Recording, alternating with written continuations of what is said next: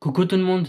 Bon bah là, avant de faire, la suite des jeux et de faire, bah, le dernier jeu sur la PS2, à savoir les Simpsons le jeu, je vais vous donner mon avis final sur, The Legend of Spyro: The Eternal Night que j'ai fini hier soir du coup.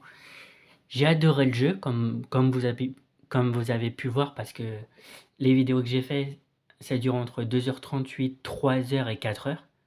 Donc là, waouh! J'ai jamais, ça faisait longtemps que j'avais pas joué autant, j'avoue, j'ai kiffé. Alors par contre, j'enlève un point au jeu, tout simplement parce qu'en fait, j'ai pas vu quand la barre verte, en fait, elle avait diminué et la barre verte, en fait, tu en as besoin parce que tu as plein de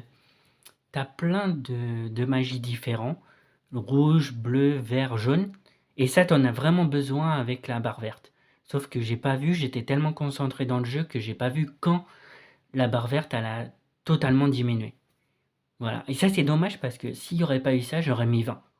Mais là j'enlève un point par rapport à ça, donc je mets la note de 19/20 pour The Legend of Spyro, The Eternal Night. J'ai vraiment kiffé. Et j'ai vraiment hâte de faire d'autres jeux Spyro.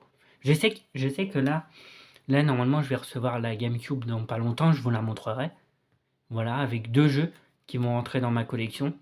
Il y a trois jeux normalement avec la GameCube, mais il y a Resident Evil 1 et Resident Evil 0, mais comme je les ai sur PS4, bah, je vais pas les garder. Par contre, les deux autres jeux, je vais les garder. Voilà. Un jeu que je me suis acheté à part et un jeu qui était avec la GameCube. Donc il y avait trois jeux avec la GameCube. Les deux Resident Evil plus le Star Wars. Donc voilà. Donc là, on va se donner rendez-vous tout de suite. Donc j'ai mis 19 hein, pour The Legend of Spyro. Donc on se donne rendez-vous tout de suite pour le test du dernier jeu sur la PS2, à savoir les Simpsons le jeu. Voilà, après ce sera les jeux PS3 et je verrai pour les jeux PS4 si je peux les faire ou pas ou si j'en fais deux ou trois. Faudra juste que je choisisse. Voilà.